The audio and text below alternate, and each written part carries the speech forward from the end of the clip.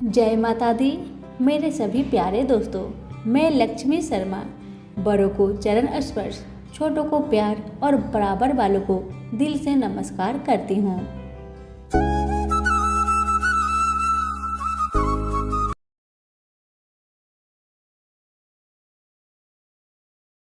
सभी प्रेम से बोले पंचदेव की जय हो।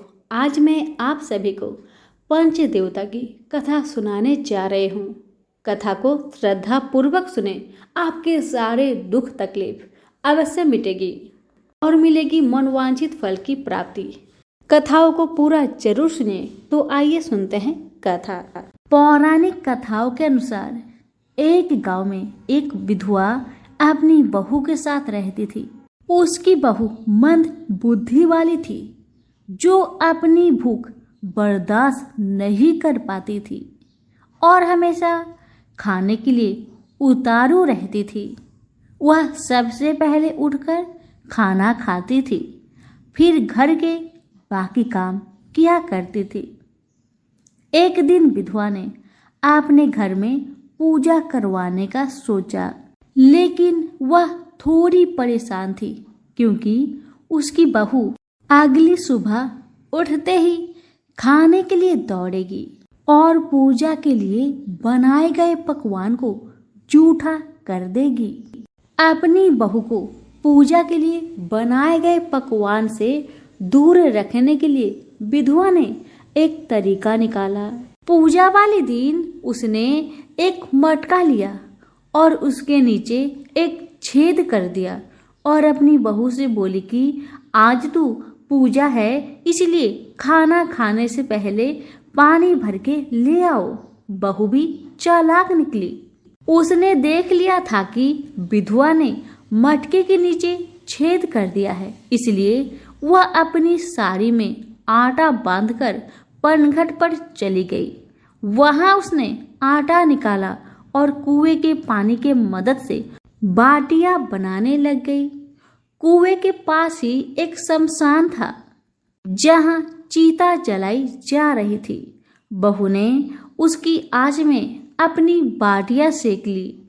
उसकी बाटियां सूखी थी तो वह पास में ही गणेश भगवान का एक मंदिर था। बहू वहां पर चली गई, जहां गणेश जी को किसी ने चोला चढ़ाया हुआ था।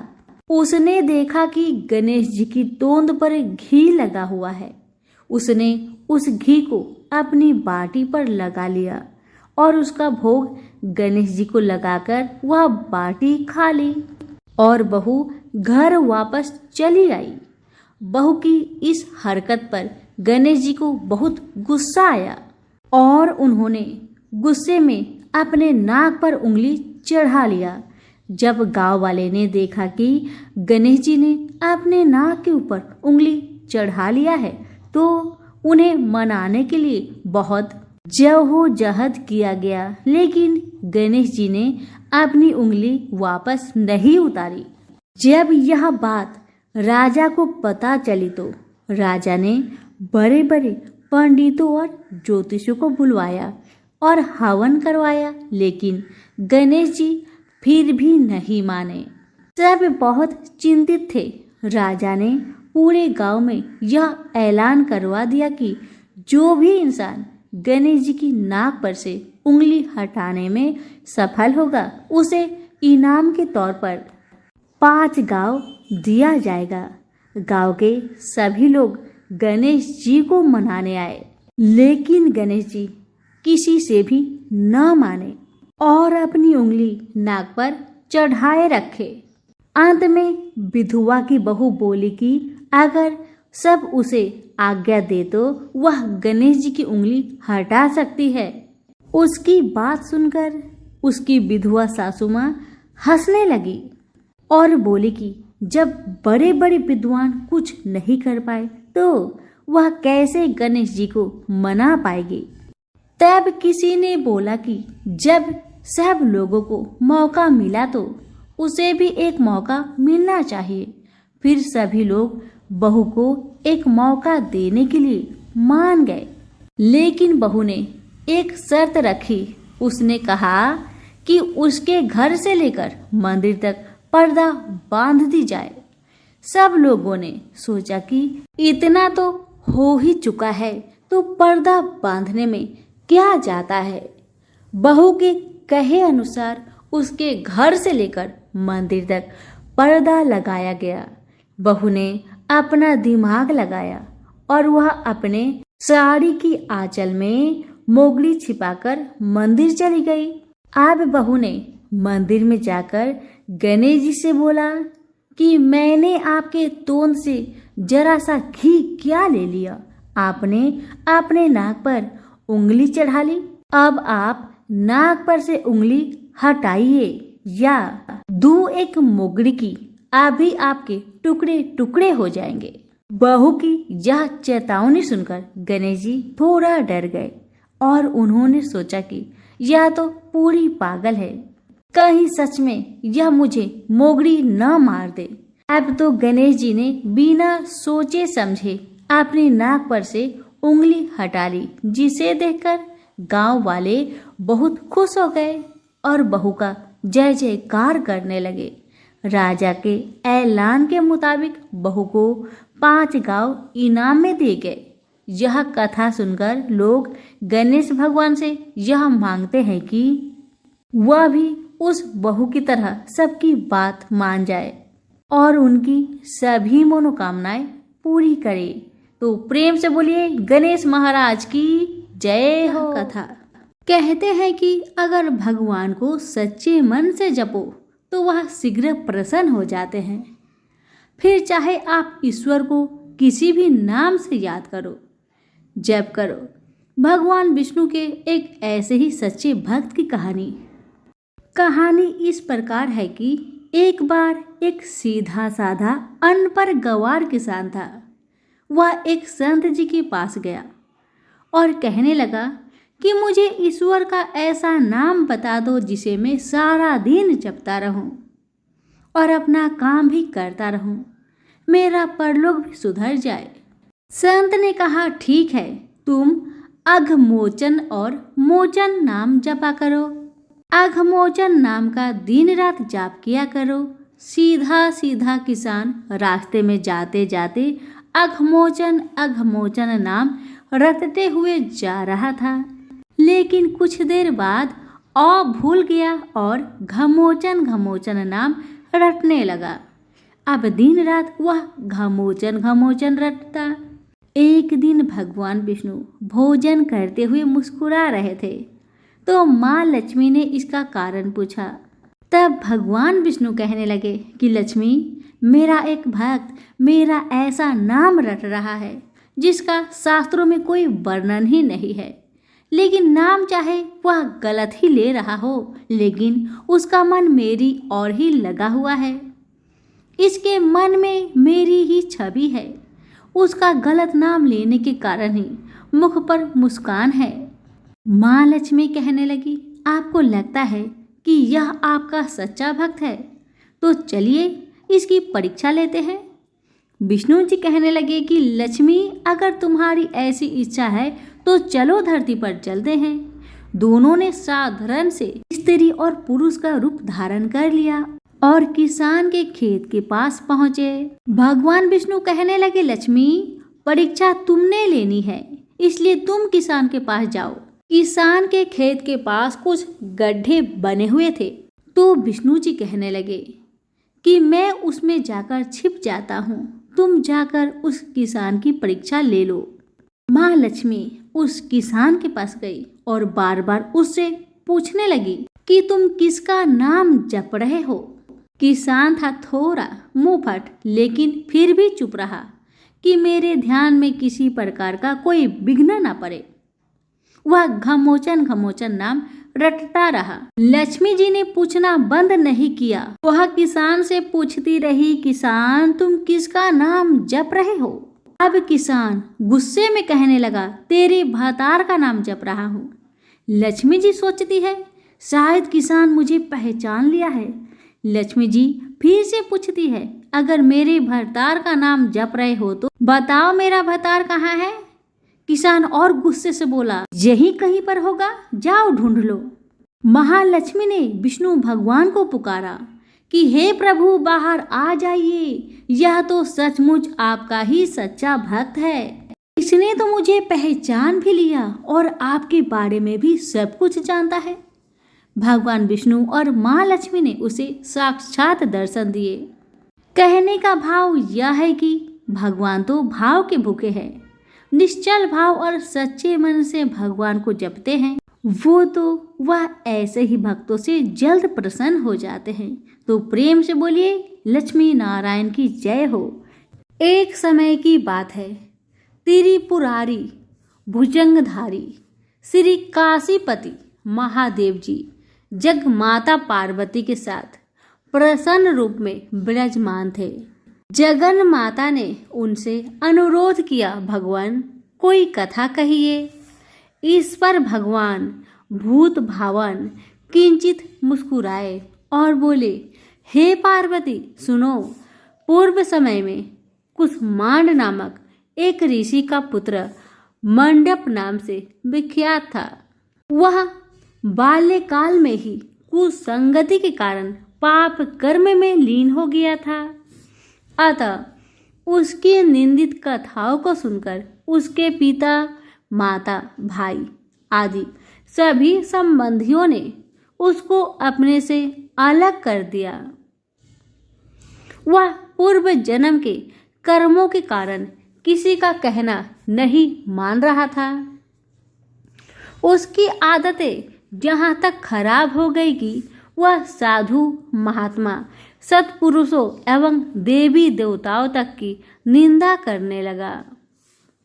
युवा होने पर वह दूसरी स्त्रियों के प्रेम में फंस गया।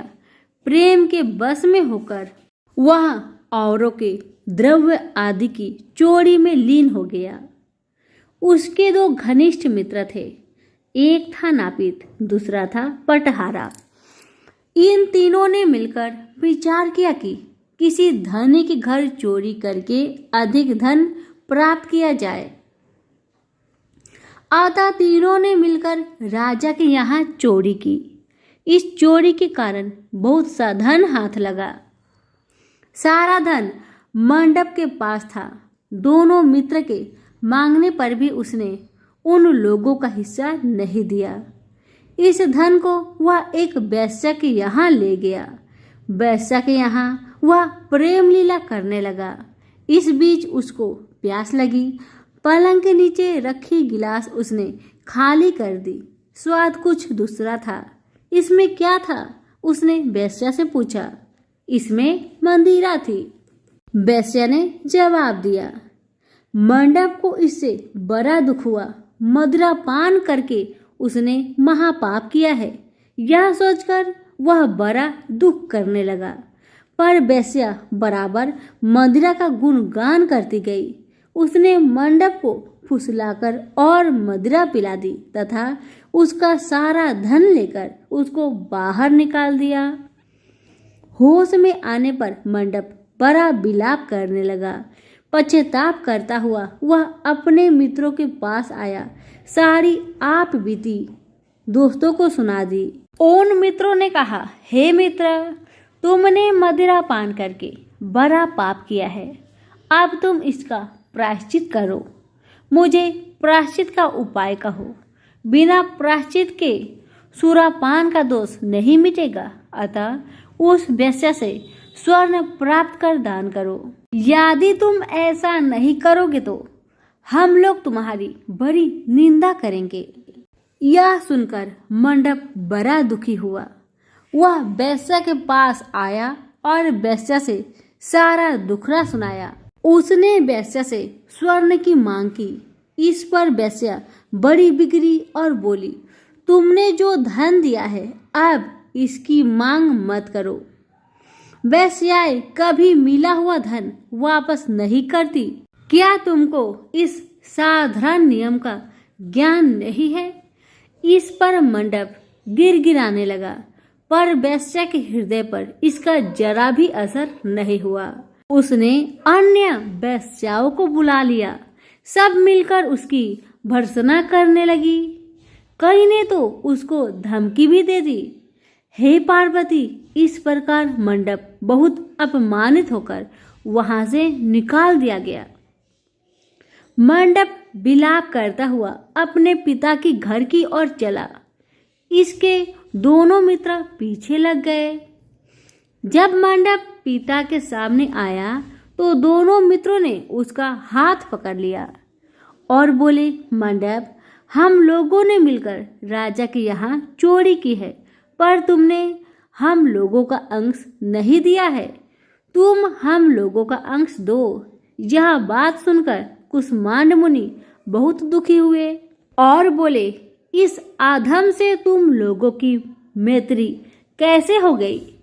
मंडप के मित्रों ने कहा, हे मुने, इसे भाभी ही समझिए, पर न्याय की बात तो यह है कि आपका पुत्र हमारा अंश नहीं दे रहा है। यह सारा धन लेकर एक वेश्या के यहाँ चला गया। उसने सारा धन ले लिया। वह वेश्या वाद विवाद में बड़ी चतुर है। वह धन वापस नहीं करेगी। अतः आप हमारा धन दिलवाइए, अन्यथा हम राज दरबार में गुहार करेंगे। इस पर कुष्मांड मुनि ने अपने पुत्र का हाथ पकड़ लिया। मुनि ने कहा, चलो मैं स्वयं राजा के पास चलता हूँ। न्यायप्रिय और धर्मात्मा राजा के दंड देने से पाप का नाश हो जाता है। पाप का प्रायश्चित न करने पर नरक यातना भोगना पड़ती है। इस पर मंडप के मित्रों ने कहा, हे मुने, आप अपने पुत्र को हमारे हवाले कर दे। राज दरबार में अपना जाना सही नहीं है। हम लोग इससे निपट लेंगे। इस पर मुनि श्रेष्ठ ने कहा, हे अधम पुत्रों, तुम इन लोगों के साथ जाकर राजदंड भोगकर प्रायश्चित करो। तुमने जो किया है बहुत बुरा किया है। आज से तुम मेरे पुत्र नहीं हो और मैं भी तुम्हारा कोई नहीं।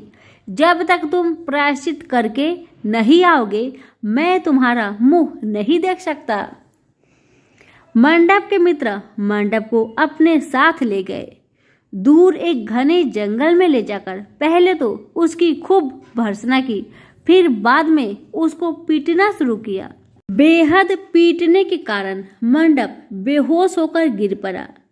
उसके मित्रों ने समझा कि वह मर गया, अतः उसको मरा हुआ जानकर उसके मित्रगण उसे वहीं छोड़कर चले गए। कुछ देर बाद मंडप को चेत आया तो वह विलाप करता हुआ एक और को चल पड़ा। उसके दोनों मित्र एक मंदिर में रात भर भूखे प्यासे टिके रहे और प्रायश्चित करते रहे। प्रातः वे दोनों उसे देखने के लिए गए कि उसके शरीर की अब क्या गति है। वहां मंडप को न पाकर उन दोनों को बड़ा आश्चर्य हुआ। फिर वो समझ गए कि मंडप मरा नहीं है, वह जीवित है और कहीं चला गया है।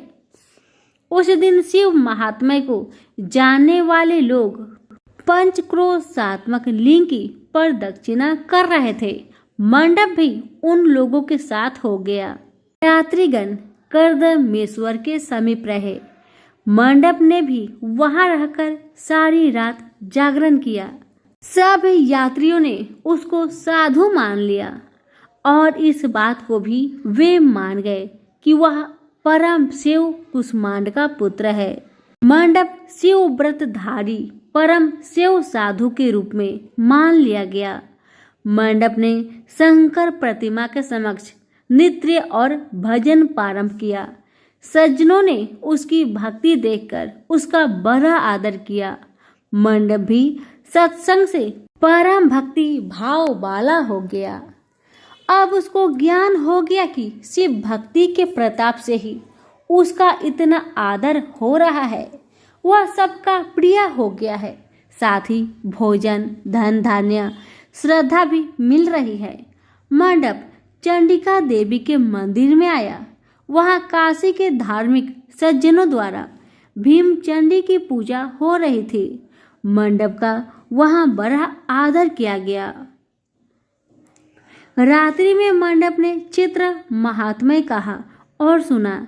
इसके बाद शिव भक्तों और विष्णु भक्तों ने मिलकर कीर्तन किया।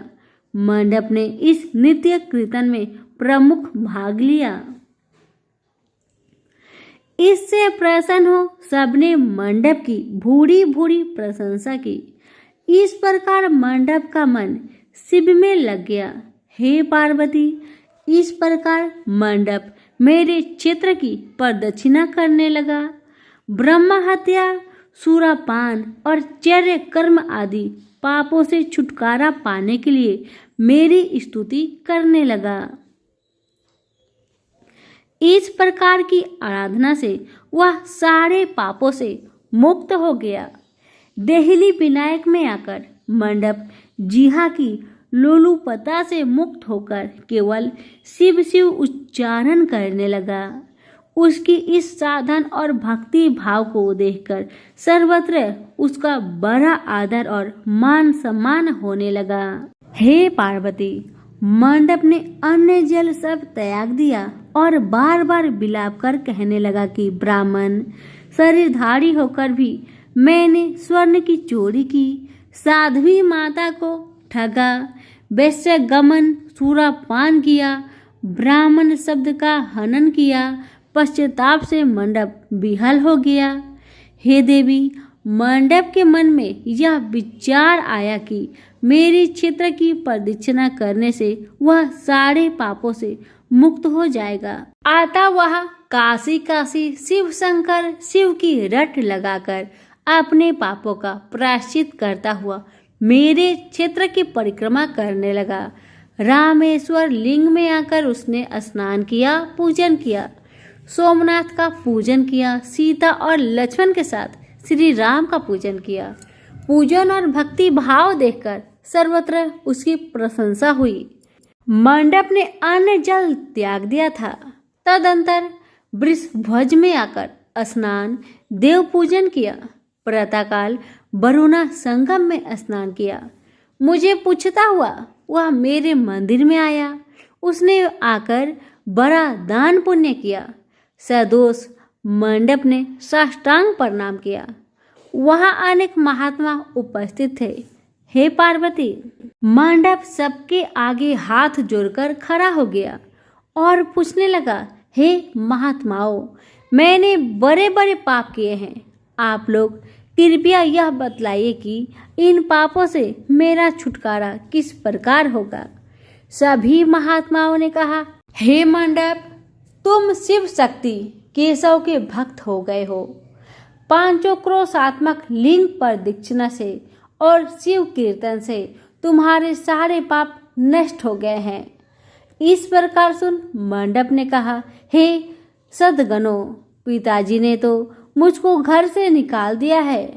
अब मैं अपने घर कैसे जाऊं और हे मुनि श्रेष्ठों, पिता को कैसे अपना मुंह दिखलाऊं।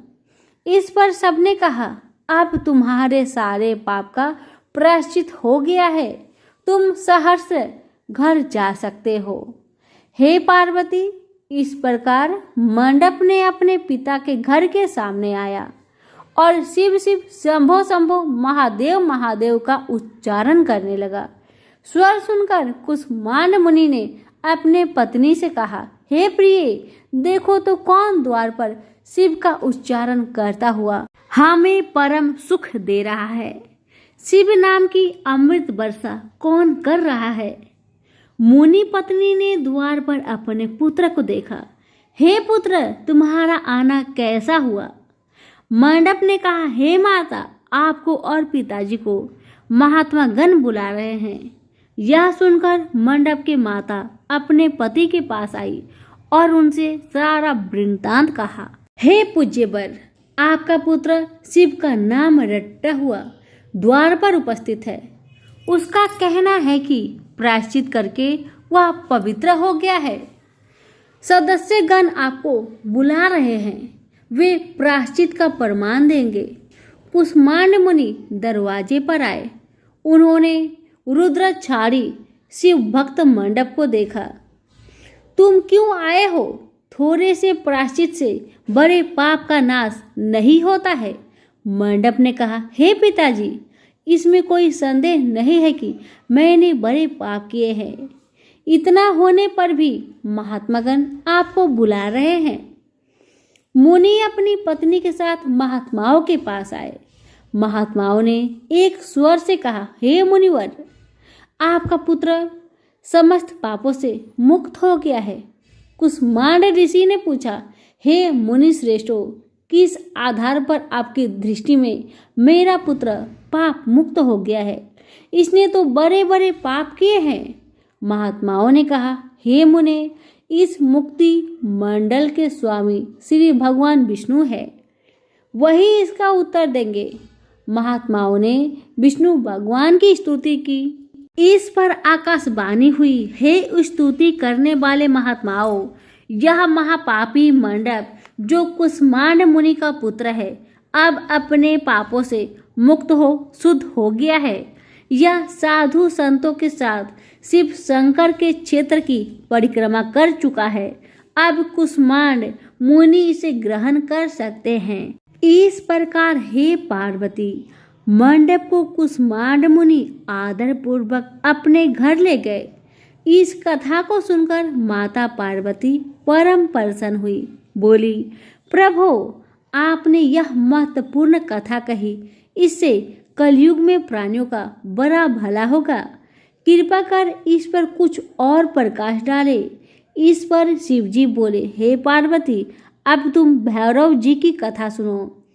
इस पर भैरव जी प्रकट हुए और बोले, त्रेता युग में समदर्शी सांडिल्य नाम का एक ब्राह्मण था। वह महापंडित था। उसकी पुत्री का नाम विशालाक्षी था। वह अति सुंदरी थी। बाल्यकाल में ही उसके पिता ने उसका विवाह कर दिया था। विवाह के बाद भी वह अपने पिता के घर पर रहती थी। वह युवा हो गई। युवा अवस्था होने पर भी उसका पति न आया, अतः सांडिल्य ब्राह्मण की कन्या पापरता हो रही थी। इस कन्या ने काशी में बड़े पाप किए। सुंदरी होने के कारण दूर दूर के युवक उसके पास आने लगे। वह बड़ी पापिनी हो गई। एक समय माघ मास में बड़े बड़े पापों को नष्ट करने वाली पंचक्रोशी यात्रा के मार्गियों को देखकर वह विचारने लगी कि इन लोगों को पाप रद्द किया जाए। उस रात यात्रीगण दुर्गा कुंड पर रुके थे। विशालाक्षी धन की लोभ से वहां गई। वहां भजन कीर्तन का स्वयं रचाया। यात्री उसका भक्ति भाव देखकर प्रसन्न हुए और यात्री उसे वैष्णवी समझ बड़ा दान पुण्य किए। इस लोभ के कारण वैश्या विशालाक्षी यात्रियों के साथ हो गई। कर्ममेश्वर दहलीज रामेश्वर में उसने निवास किया और वरुणा संगम में स्नान किया।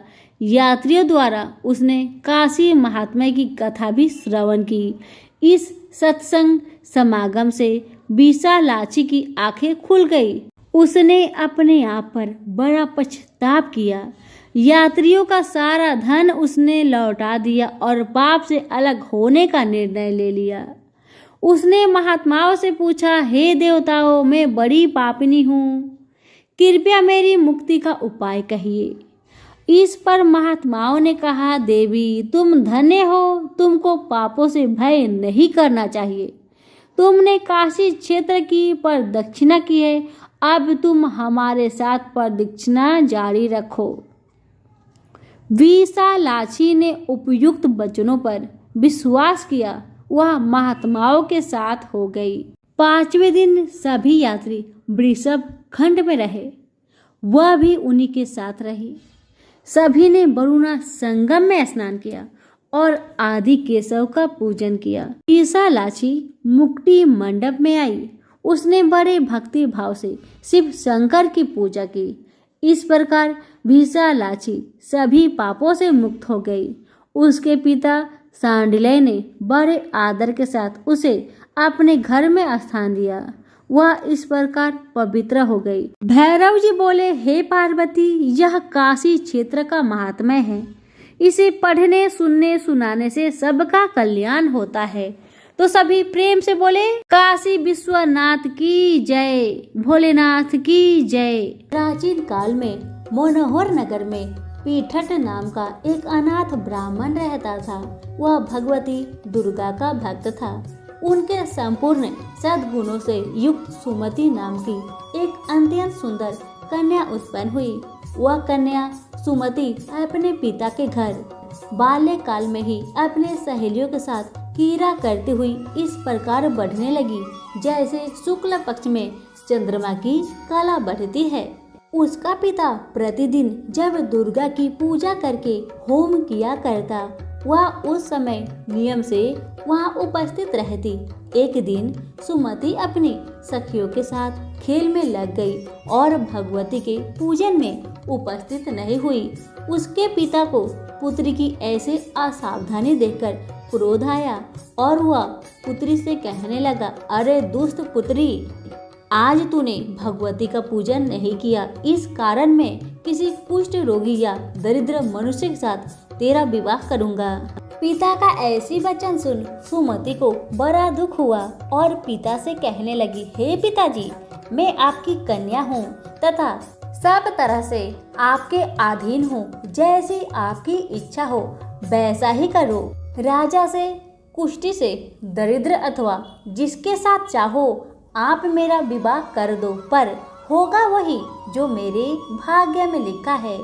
मेरा तो अटल विश्वास है, जो जैसा कर्म करता है उसको कर्मों के अनुसार वैसा ही फल प्राप्त होता है। क्योंकि कर्म करना मनुष्य के अधीन है, पर फल देना ईश्वर के अधीन है। जैसे अग्नि में पड़ने से तीन आदि उसको अधीन प्रतिपद कर देते हैं, इस प्रकार कन्या के निर्भाग्यता से कहे हुए वचन सुन उस ब्राह्मण ने क्रोधित हो अपनी कन्या का विवाह एक कुष्ठ रोगी के साथ कर दिया और अत्यंत क्रोधित हो पुत्री से कहने लगा, हे पुत्री, अपने कर्म का फल भोगो। मैं भी देखता हूँ तू भाग्य के भरोसे रहकर क्या करती हो। पिता के ऐसे कटुक वचनों को सुन सुमति मन में विचार करने लगी, अहो मेरा बड़ा दुर्भाग्य है जिससे मुझे ऐसा पति मिला है। इस तरह अपने दुख का विचार करती हुई वह कन्या अपने पति के साथ वन में चली गई और डरावने कुशा युक्त उस निर्जल वन में उन्होंने वह रात बड़े कष्ट से व्यतीत की। उस गरीब बालिका की ऐसी दशा देख देवी भगवती ने पूर्व पुण्य के प्रभाव से प्रकट हो सुमति से कहा, हे दीन ब्राह्मणी, मैं तुमसे प्रसन्न हूँ। तुम जो चाहे सो मुझसे वरदान मांग सकती हो। भगवती दुर्गा का यह वचन सुनकर ब्राह्मणी ने कहा, माँ आप कौन हैं? वह सब मुझसे कहो। ब्राह्मणी का ऐसा वचन सुन देवी ने कहा कि मैं आदि शक्ति भगवती हूँ और मैं ही ब्रह्म विद्या व सरस्वती हूँ। प्रसन्न होने पर मैं प्राणियों का दुख दूर कर उनको सुख प्रदान करती हूँ। हे ब्राह्मणी, मैं तुझ पर तेरे पूर्व जन्म के पुण्य के प्रभाव से प्रसन्न हूँ। तुम्हारे पूर्व जन्म का वृत्तांत सुनाती हूँ, सुनो। तू पूर्व जन्म में निषाद की स्त्री थी और अति पतिव्रता थी। एक दिन तेरे पति निषाद ने चोरी की। चोरी करने के कारण तुम दोनों को सिपाहियों ने पकड़ लिया और ले जाकर जेल खाने में कैद कर दिया। उन लोगों ने तुझको और तेरे पति को भोजन भी नहीं दिया। इस प्रकार नवरात्र के दिनों में तुमने न तो कुछ खाया और न जल ही पिया। इस प्रकार 9 दिन तक नवरात्र का व्रत हो गया। हे ब्राह्मणी, उन दिनों में जो व्रत हुआ, इस व्रत के प्रभाव से प्रसन्न होकर तुझे मनोवांछित वर देती हूँ। तुम्हारी जो इच्छा हो सो मुझसे मांग लो। इस प्रकार दुर्गा के वचन सुन ब्राह्मणी बोली, अगर आप मुझ पर प्रसन्न है तो हे दुर्गे, मैं आपको प्रणाम करती हूँ। आप कृपा करके मेरे पति का कोढ़ को दूर करें। देवी ने कहा, उन दिनों तुमने जो व्रत किया था उस व्रत का एक दिन का पुण्य पति का कोढ़ दूर करने के लिए अर्पण करो।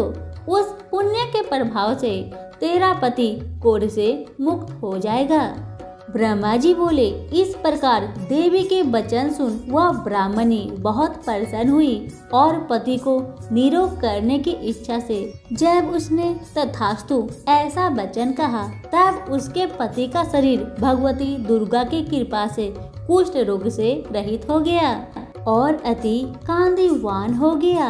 वह ब्राह्मणी पति की मनोहर देह को देख देवी की स्तुति करने लगी। हे दुर्गे, आप दुर्गति को दूर करने वाली हो, तीनों लोकों का संताप हरने वाली, समस्त दुखों को दूर करने वाली, रोगी मनुष्य को निरोग करने वाली, प्रसन्न हो मनोवांछित वर देने वाली और दुष्टों का नाश करने वाली जगत की माता हो। हे अम्बे, मुझ निरपराध अबला को मेरे पिता ने कुष्ठी मनुष्य के साथ विवाह कर घर से निकाल दिया। पिता से तिरस्कृत निर्जल वन में विचर रही हूँ। आपने मेरा इस विपदा से उद्धार किया। हे देवी, आपको प्रणाम करती हूँ, मेरी रक्षा करे। ब्रह्मा जी बोले, हे बृहस्पति, उस ब्राह्मणी की ऐसी स्तुति सुन देवी बहुत प्रसन्न हुई और ब्राह्मणी से कहा, हे ब्राह्मणी, तेरे उदालय नामक अति सुंदर, बुद्धिमान, धनवान, कृतिवान और जितेंद्रिय पुत्र शीघ्र उत्पन्न होगा। ऐसा वर प्रदान कर देवी ने ब्राह्मणी से फिर कहा, हे ब्राह्मणी, और जो कुछ तेरी इच्छा हो वह मांग ले।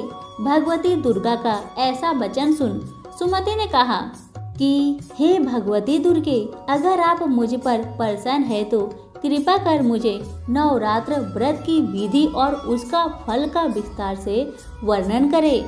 महात्मा इस प्रकार ब्राह्मणी के वचन सुन दुर्गा ने कहा, हे ब्राह्मणी, मैं तुम्हें संपूर्ण पापों को दूर करने वाला नवरात्र व्रत की विधि बतलाती हूँ।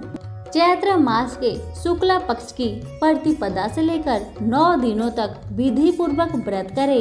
यदि दिन भर व्रत का पारण न कर सके तो एक समय भोजन जरूर करे और विद्वान ब्राह्मणों से पूछकर घर स्थापना करे और वाटिका बनाकर उसको प्रतिदिन जल से सींचे। महाकाली, महालक्ष्मी और महासरस्वती देवी की मूर्तियां स्थापित कर उनकी नित्य विधि सहित पूजा करे और पुष्पों से विधि पूर्वक अर्घ्य दे। बिजोरा के फल से अर्घ्य देने से रूप की प्राप्ति होती है। जायफल से अर्घ्य देने से कृति की प्राप्ति होती है। दाख से अर्घ्य देने से कार्य की सिद्धि होती है। आंवले से अर्घ्य देने से सुख की प्राप्ति होती है और केले से अर्घ्य देने से आभूषणों की प्राप्ति होती है। इस प्रकार पुष्पों व फलों से अर्घ्य देकर व्रत समाप्त होने पर 9वें दिन यथाविधि हवन करे। खांड, घी, गेहूं, शहद, ज्योति, बेल, नारियल, दाख और कदम आदि से हवन करे। गेहूं से होम करने से लक्ष्मी की प्राप्ति होती है। खीर एवं चंपा के पुष्प से धन और बेल पत्रों से तेज व सुख की प्राप्ति होती है। आंवले से कृति की और केले से पुत्र की, कमल से राज सम्मान की और दाखों से संपदा की प्राप्ति होती है। खांड, घी, नारियल, शहद, जौ और तिल तथा फलों से होम करने से राज सम्मान की और दाखों से संपदा प्राप्ति होती है। खांड, घी, नारियल, शहद, जौ, तिल तथा फलों से होम करने से मनोवांछित वस्तु की प्राप्ति होती है।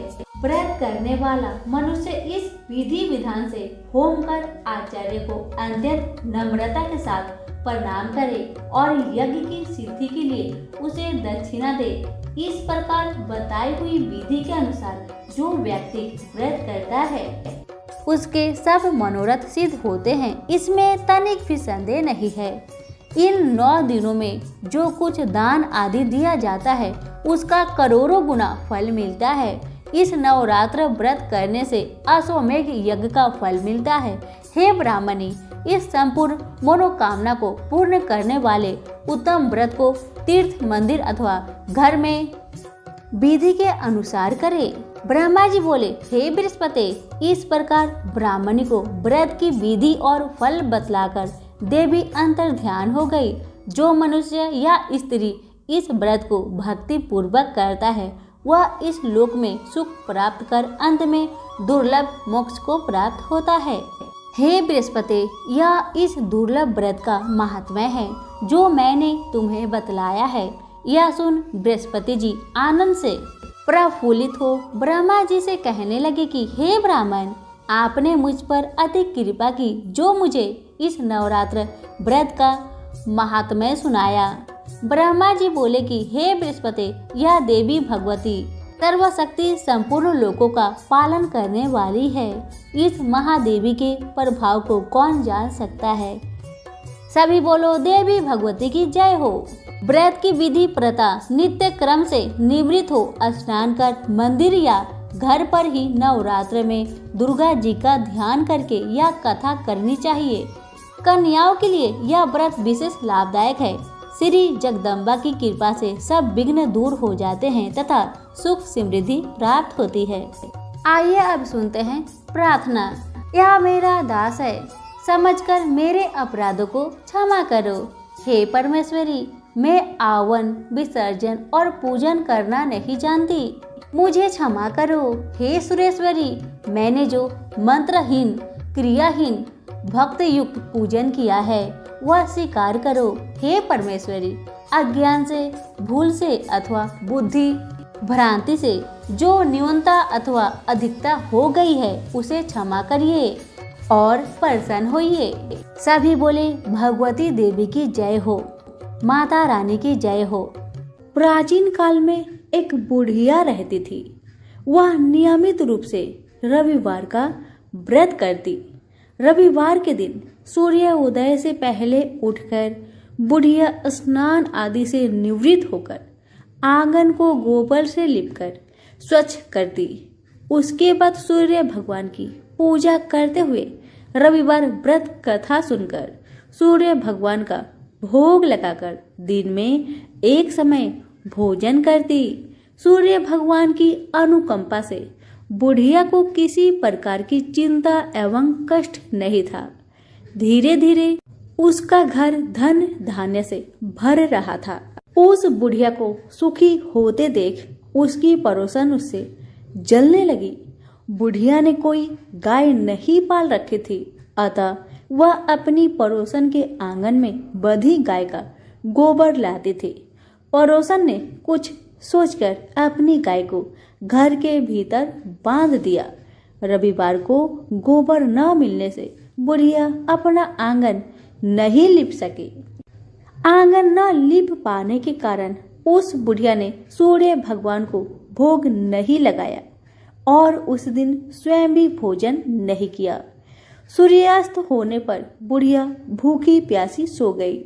प्रातःकाल सूर्योदय से पूर्व उस बुढ़िया की आंख खुली तो वह अपने घर के आंगन में सुंदर गाय और बछड़े को देखकर हैरान हो गई। गाय को आंगन में बांधकर उसने जल्दी से उसे चारा लगाकर खिलाया। पड़ोसन ने उस बुढ़िया के आंगन में बंधी सुंदर गाय और बछड़े को देखा तो वह उससे और अधिक जलने लगी। तभी गाय ने सोने का गोबर किया। गोबर को देखते ही पड़ोसन की आंखें फट गई। पड़ोसन ने उस बुढ़िया को आसपास न पाकर तुरंत उस गोबर को उठाया और अपने घर ले गई तथा अपने गाय का गोबर वहां रख आई। सोने के गोबर से पड़ोसन कुछ ही दिनों में धनवान हो गई। गाय प्रतिदिन सूर्योदय से पूर्व सोने का गोबर किया करती थी और बुढ़िया के उठने के पहले पड़ोसन उस गोबर को उठाकर ले जाती थी। बहुत दिनों तक बुढ़िया को सोने के गोबर के बारे में कुछ पता ही नहीं चला। बुढ़िया पहले की तरह हर रविवार को भगवान सूर्य देव का व्रत करती रही और कथा सुनती रही। लेकिन सूर्य भगवान को जब पड़ोसन की चालाकी का पता चला तो उन्होंने तेज आंधी चलाई। आंधी का प्रकोप देखकर बुढ़िया ने गाय को घर के भीतर बांध दिया। सुबह उठकर बुढ़िया ने सोने का गोबर देखा। उसे बहुत आश्चर्य हुआ। उस दिन के बाद बुढ़िया गाय को घर के भीतर बांधने लगी। सोने के गोबर से बुढ़िया कुछ ही दिन में बहुत धनी हो गई। उस बुढ़िया की धनी होने से पड़ोसन बुरी तरह जल भुनकर राख हो गई और उसने अपने पति को समझा बुझाकर उसे नगर के राजा के पास भेज दिया। सुंदर गाय को देखकर राजा बहुत खुश हुआ। सुबह जब राजा ने सोने का गोबर देखा तो उसके आश्चर्य का ठिकाना न रहा। उधर सूर्य भगवान को भूखी प्यासी बुढ़िया को इस तरह प्रार्थना करते देख उस पर बहुत करुणा आई। उसी रात सूर्य भगवान ने राजा को सपने में कहा, राजन, बुढ़िया की गाय व बछड़ा तुरंत लौटा दो, नहीं तो तुम पर विपत्तियों का पहाड़ टूट पड़ेगा, तुम्हारा महल नष्ट हो जाएगा। सूर्य भगवान के सपने से बुरी तरह भयभीत राजा ने प्रातः उठते ही गाय और बछड़ा बुढ़िया को लौटा दिया। राजा ने बहुत सा धन देकर बुढ़िया से अपनी गलती के लिए क्षमा मांगी। राजा ने पड़ोसन और उसके पति को उनकी इस दुष्टता के लिए दंड दिया। फिर राजा ने पूरे राज्य में घोषणा करवाई कि सभी स्त्री पुरुष रविवार का व्रत किया करें। रविवार का व्रत करने से सभी लोगों के घर धन्य धान्य से भर गया। राजतय में चारों ओर खुशहाली छा गई। स्त्री पुरुष सुखी जीवन यापन करने लगे तथा सभी लोगों के सारे कष्ट भी दूर हो गए। तो सभी प्रेम से बोलिए सूरज भगवान की जय हो।